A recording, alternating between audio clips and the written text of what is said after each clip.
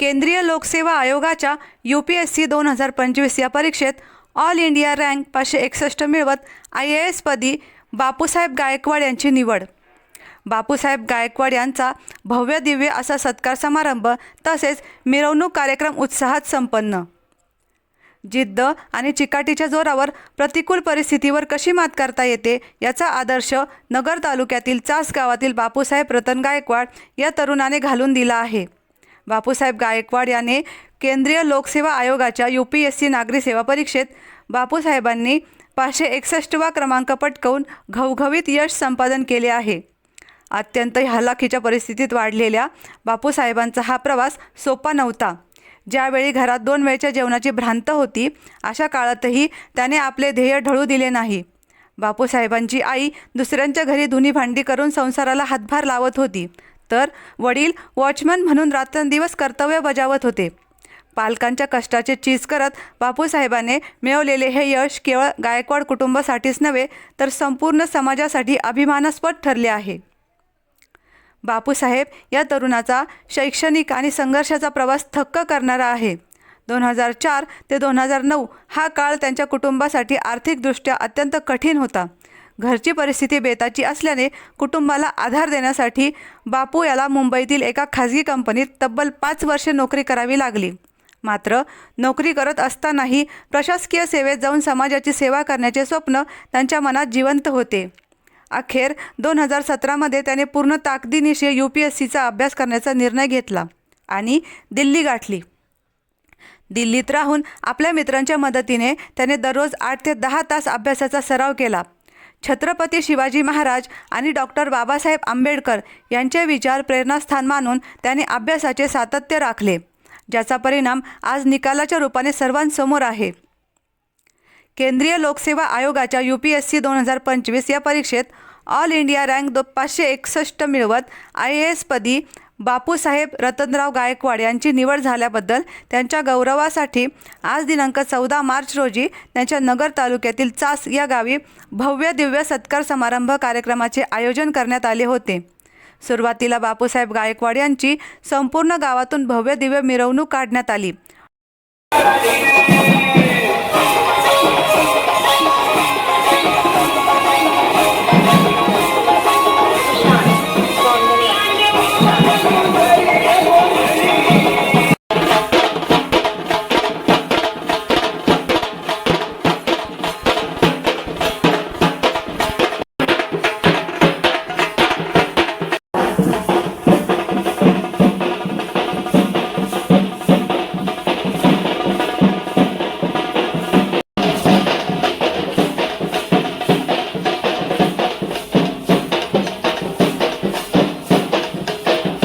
ढोल ताशे फटाक्याची आतिषबाजी, शाळेतील विद्यार्थिनींचे लेझिम पथक आदींनी मिरवणुकीला शोभा आली।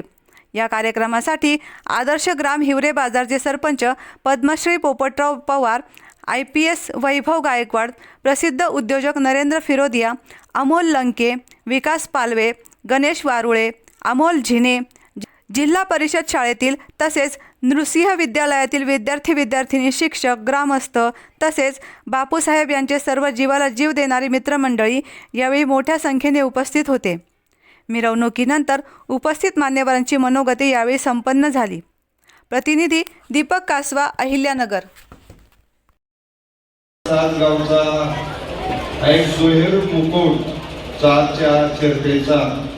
आजच्या सत्काराच्या रूपाने आलेला आपण 2-3 दिवसापूर्वी शुभमचा लेफ्टनंट झाल्याबद्दल या ठिकाणी ग्रामस्थांच्या वतीने सन्मान केला आणि आज दुसरा सन्मान करण्याची संधी आणि त्या कार्यक्रमासाठी उपयोगात राहण्याची संधी मला या ठिकाणी मिळाली।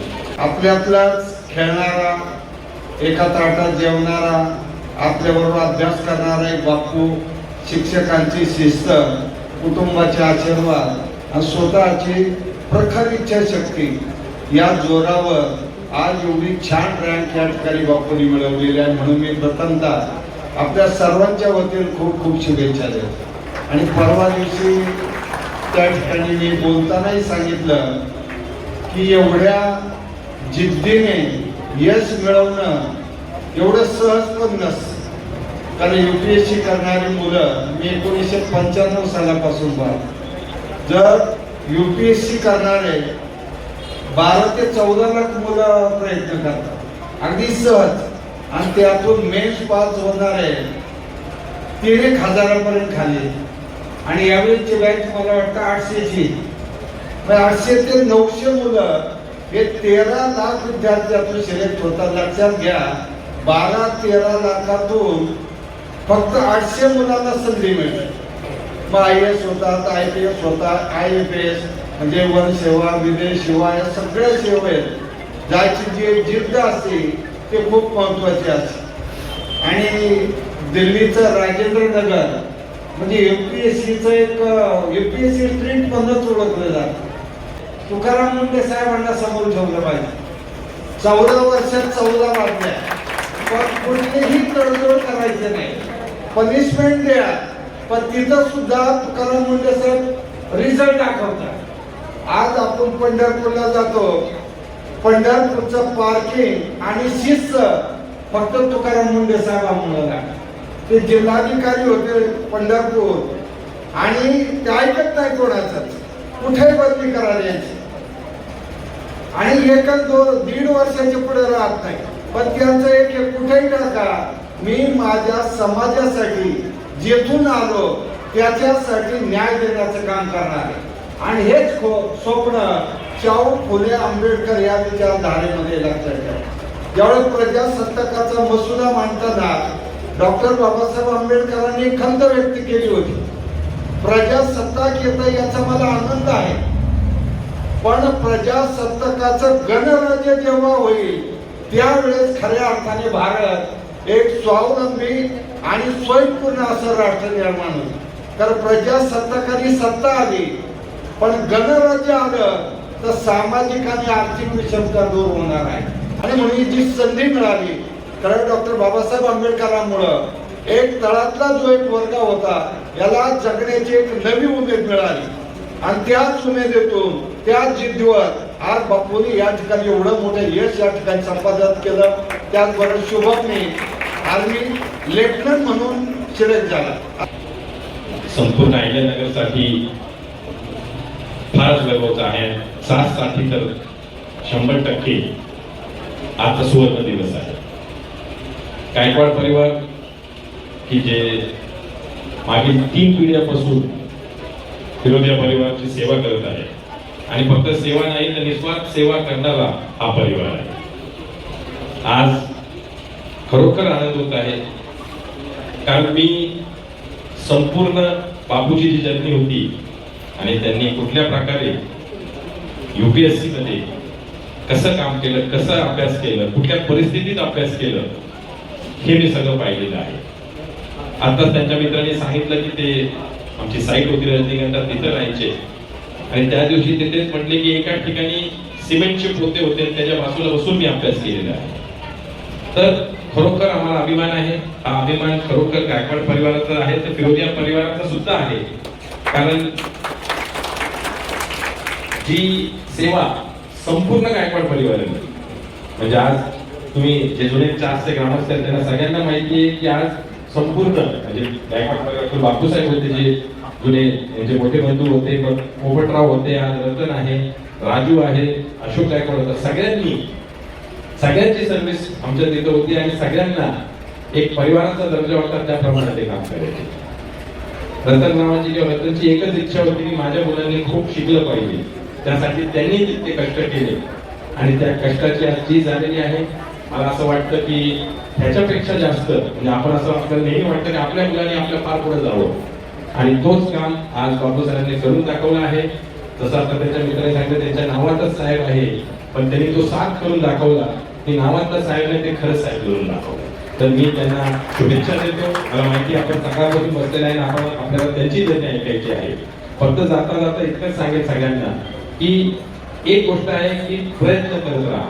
तुम्ही जरी 7 सारख्या छोट्या गावात असाल किंवा पुण्यासारख्या मोठ्या गावात असेल कधीही हार मानू नका, प्रयत्न करा. धन्यवाद. खरं तर आजचा हा पूर्ण सत्कार समारंभ पाहून मला 7 ते 8 वर्षापूर्वीची पूर्ण आठवण आज इथे आलेली आहे. कारण 2018 साली ज्यावेळेस मी IPS मध्ये सिलेक्शन झालो होतो UPSC एक्झाम देऊन, त्यावेळेस असाच सर्व सत्कार बऱ्याच ठिकाणी होत होते. परवा 15 दिवसापूर्वी माझ्या आईचं निधन झालं, त्यानिमित्ताने मी पिंपळगाव मावीला आलो होतो माझ्या गावामध्ये. 15 दिवसापासून तिकडेच होतो आणि आज सर्व विधी उरकून मला आज हैदराबादला जायचं होतं, पण बापूने आज कालच फोन करून ह्या प्रोग्रामला ये, कारण 15 दिवसापासून तू बिझी असल्यामुळे मला बोलवता आलं नाही, पण ह्या प्रोग्रामला नक्की ये म्हणून मी आज इथे या प्रोग्रामला आलो. आणि मला खरंच खूप आनंद झाला, कारण बापू तुझे मी त्या दिवशी पण तुला सांगितलं, तू 10व्याच्या दिवशी आला होता की सगळे सत्कार घेऊन हे 2 महिने खूप नाही का महत्वाचे असतात. आपल्या सर्वांचं, मित्रांचं, आपल्या जवळील लोकांचं प्रेम आपल्याला भेटत असतं. या प्रेमासाठी आपण एवढी खूप मेहनत केलेली असती आणि त्यातला सर्वात महत्वाचा सत्कार म्हणजे जो आपल्या गावात होतो, जो आपल्या मातृभूमीत होतो, तो खूप महत्वाचा असतो. कारण मला इतके सत्कार झाले, पण जो गावात झालेला सत्कार आज पण तसाच्या तसा आठवत असतो. आणि या गोष्टीत बापू आणि मी 2006 साली पहिल्यांदा भेटलो गव्हर्नमेंट पॉलिटेक्निक डिप्लोमामध्ये, आणि आज आमच्या मैत्रीला 20 वर्ष पण पूर्ण होत आहेत. खरं तर सर्वात अगोदर तुम्हाला या छोट्या बच्चांची माफी मागतोय की खूपच कार्यक्रम लांबला आणि त्यांची आता चलबिचल सुरू झालेली आहे, त्यामुळे तुम्हाला जास्त बोर करणार नाही मी. पण मग एवढं मात्र नक्की सांगू शकतो की जे मी सांगतोय ते जर तुम्ही ऐकलं तर कदाचित येणाऱ्या काही दिवसांमध्ये मला एक अशा कार्यक्रमाचा प्रमुख पाहुणा म्हणून यावं लागेल आणि तुमच्यातले 10 बापू साहेब इथं बसलेले असतील. सर्वांना माझ्याबद्दल माहिती आहे, मी स्वतःचं काही कौतुक करत बसणार नाही जास्त. पण आज या ठिकाणी एक अगोदर सर्वात महत्वाच्या काही घोषणा त्या मी करतो. तर त्या अगोदर खरंच आज एखादी सासूरवाशीण ज्यावेळेस माहेरी परत येते आणि तिचं ज्या पद्धतीने स्वागत होतं तसं स्वागत माझ्या या गावात माझं झालेलं आहे, माझ्या मातृभूमीमध्ये. ही खरं तर माझी जन्मभूमी पण आहे, मातृभूमी पण आहे. माझा जन्म हा चास गावचाच, माझ्या घरात माझा जन्म झालेला आहे आणि माझं शिक्षण, प्राथमिक शिक्षण या जिल्हा परिषदेच्या शाळेत आमचा पाया आमच्या भोमबाई आणि आमच्या सुलभबाई यांनी घातलाय. प्रेमाने आम्हाला इथपर्यंत त्यांनी पुढं पाठवलं. मराठी शाळेमधले आमचे सगळे शिक्षक, कारले सर, येणारे सर, फुलांगे गुरुजी, माध्यमिक श्री मुसा विद्यालयाचे माझे सगळे शिक्षक, 5वीचे आमच्या पहिल्या क्लास टीचर ज्यांना आम्ही खूप घाबरायचो, असे आमच्या काटे मॅडम त्या सुद्धा इथे आलेल्या आहेत. आणि काटे मॅडम आमच्या पहिल्या क्लास टीचर आणि मला मिळालेली पहिली पाठीमध्ये अभ्यासाची म्हणजे शाबासकीची नव्हती तर चांगली थाप पाठीवर त्यांनी दिली होती. आमचं गणित चुकलं होतं. त्या पाठीवर मिळालेल्या धपाट्यापासून आज मिळालेल्या काळापर्यंतचा हा जो प्रवास आहे तो मला कदाचित असं वाटतं की ह्या सर्व माझ्या शिक्षकांना मी समर्पित करतो. आणि आज या शुभप्रसंगी सर्वांचे खरोखर आभार मानतो की तुम्ही मला एवढं जो प्रेम दिलं. मला असं वाटतं की आज सगळीकडं असं व्हिडिओ चालतोय की हालाकीची परिस्थिती, खूप गरिबी. तसं मी आज नक्की सांगू इच्छितो की ह्या जगातला सर्वात श्रीमंत माणूस तुमच्या समोर उभा आहे. एवढं प्रेम, एवढी आपुलकी मला नाही वाटत कुठल्या टॉपरला मिळाली आहे.